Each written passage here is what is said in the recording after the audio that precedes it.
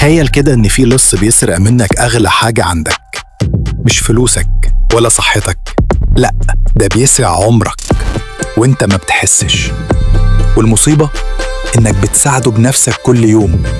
أكتر حاجة بتسرق وقتك وعمرك من غير ما تحس هي التسويف. كل مرة تقول هعملها بعدين، كل مرة تأجل شغل، كل مرة تقول مش دلوقتي، بتخسر ساعات من عمرك، وساعات بتتحول لأيام وشهور وسنين. الدراسات بتقول إن الشخص العادي بيقضي أكتر من 55 يوم في السنة في تأجيل المهام، يعني تقريباً سنة من كل 6 سنين من حياتك بتضيع من غير أي إنجاز حقيقي. والمشكلة إنك مش بتحس بده غير بعد فوات الأوان.